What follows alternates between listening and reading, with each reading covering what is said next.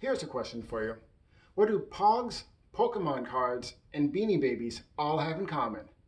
They were supposed to be collectible, but now they just fill up people's basements until the final destination of the landfill. I've identified something I think is definitely going to be more desirable in the future, very possibly collectible. That's right, I'm talking about the Citizen Nighthawk, the version 1. Hey everyone, this is Eric from Eric's Everyday Watches. I review watches that the everyday working man can afford and enjoy. If you like this video, please consider subscribing. Even if you don't like the video, go ahead and subscribe anyhow, it's okay. So my channel focuses on affordable watches, and part of that means buying it when it makes sense. Today I want to look at the Citizen Nighthawk, the original one, the BJ7000 not the second version. So this watch came out in 2008 and sold until 2020 when the second version was introduced. So there's some similarities and differences between the two, and we'll get into that later. But first, I want to talk about why I think this watch is a good value to buy now. So this watch is still available today, both on Amazon and Joma Shop, for around $230. You know, we buy watches because we like them today, but we also think we're going to continue to like them in the future. There are other watches that we actually start to appreciate more after time goes by. And I think the original version of the Nighthawk is going to be one of those watches. First off, let's talk about what makes a watch become more desirable or collectible. I've identified 5 factors which I think need to be met in order for a watch to become collectible. Number 1 is it from a prominent, distinguished brand? You know, there's a reason why Citizen is a brand that everybody knows. They make everything in-house, including their hands, dials, cases, movements. They even make the machines that make the parts. Part of the reason Citizen is such a distinguished brand is because of their ingenuity. They made the first ever titanium watch. They made the first ever solar-powered quartz watch. They even made the world's thinnest watch at 1 millimeter thick. So we all knew the Citizen produces quartz, solar, automatics, but did you know that they actually produce 1 complete quartz movement every second? I don't mean the entire company. I mean 1 line within 1 factory produces a quartz every second. And for their automatics, they still have a master watchmaker who produces the entire movement from start to finish. I think that's incredible. And I love the fact that this company still does that even in today. This is why people still think of Citizen today as being a top quality brand. So the second factor I came up with is the number of years in existence. Citizen, of course, has been a company for well over 100 years, and the version 1 of the Nighthawk was produced for 12 years. Now, ideally, this version from a collective point of view, the watch would have been produced for a shorter amount of time, but I also think that kind of points to just how popular of a watch this really is. The third factor is quality and craftsmanship. This watch continually gets 4.5 to 5-star ratings online from its owners. This $200 watch came with solid links and end links. It has a milled clasp. The Echo Drive system lasts for 6 months when fully charged. They were so confident that this watch came with a 6-year warranty. And let's not forget that this Pilot watch has a 200-meter water resistance. There's a lot of diver watches that do not have a 200-meter water resistance, but this Pilot watch does. So factor number 4 is of supply and availability. This watch is no longer produced. They stopped making this in 2020 when the second version was introduced.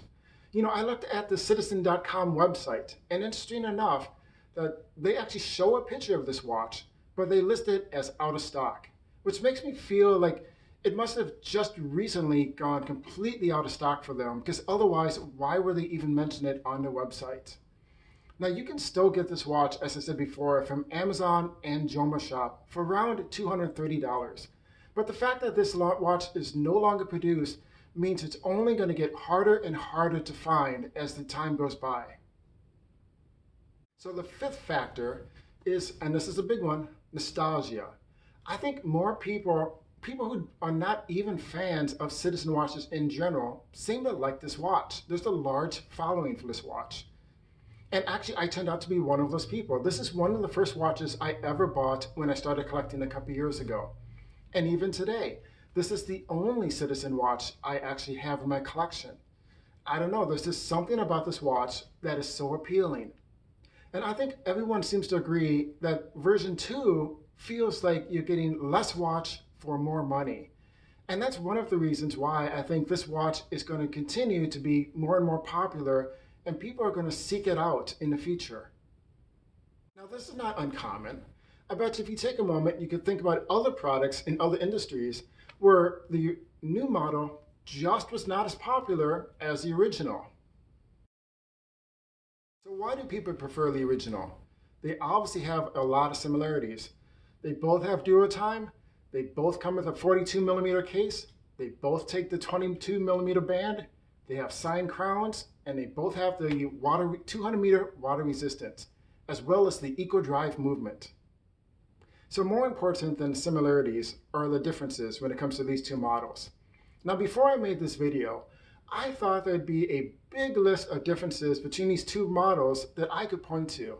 But really, when it gets down to it, and you actually make a list of the similarities and differences, they're really not that different.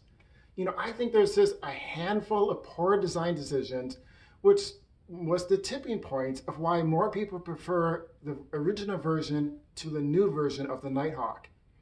So I'm not going to go through all the differences.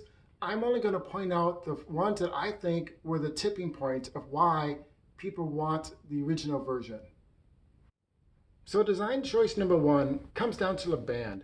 In the original version, you got a metal band. Now, if you're like me and you don't actually wear the metal band very much, maybe you prefer to have the watch on a leather strap or even a NATO, maybe it's not a huge factor. But the thing is, if you need to buy that metal band, or you even just want to buy it at some point later, that's $100. So the fact that they did not include it in the second version, I think that is one tipping point, right? Because it does make the second version of the watch feel like you are getting less for your money. Design choice number 2 has to be the bezel. Now, on the original one, it of course is stainless steel. On the new one, however, it is like a black coated PVC plastic thing, and it looks plastic. And if you look at the edge of it, they actually put on this coin edge. Nothing wrong with a good coin edge, right? But here's the thing. This bezel does not rotate. There's no need to have a grip on the outside of this bezel. So what it really does is it makes it feel more like a fashion watch. Something just for looks that doesn't have an actual use. And also, because this bezel is a black PVC coated, of course, when you look at it, you see less stainless steel. What you really see is the plastic. Keep in mind, there are 3 points to that last design decision.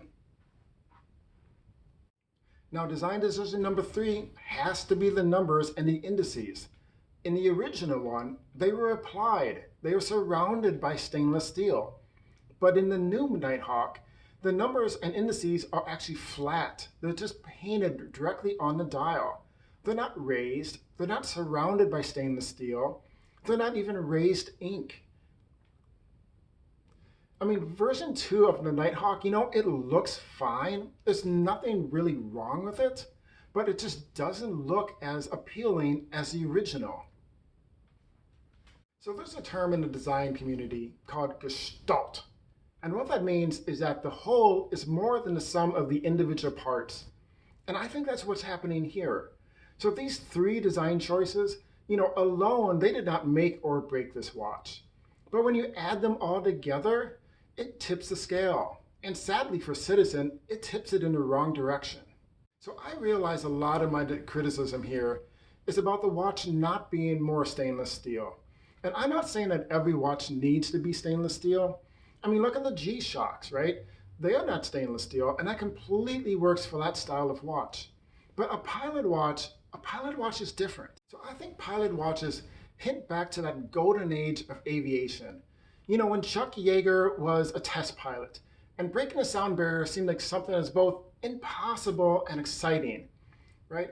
And of course, all planes back then were this shiny metal tube of hope and excitement and possibilities. And that's why like stainless steel works so well for a pilot watch. Whereas PVC coated or plastic is something that we just mentally associate with lunch boxes, water bottles, and things that are disposable. And that's not something you want on your $200 watch.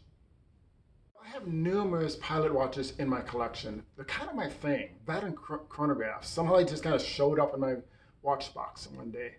But what I've noticed now, after I've done this video and I've gone back and looked at them, that they all are metal. They all look metal, right? Even the black one looks like metal. None of them look like plastic.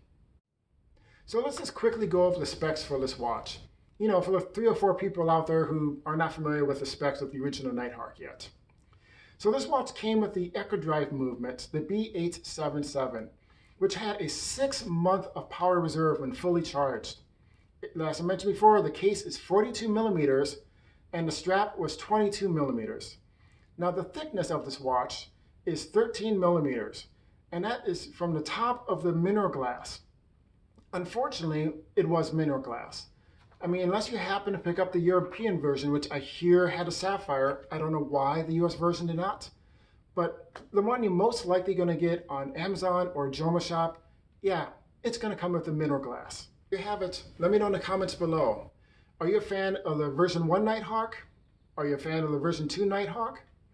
Do you think pilot watches should be stainless steel? And are you a fan of Citizen watches in general, or is it really just the Nighthawk that you like? This is Eric from Eric's Everyday Watches, reminding you to buy the watches you love. Don't worry about what anybody else says. Remember, this is your collection. You're the only one going to be wearing it. So I'll see you in the next video.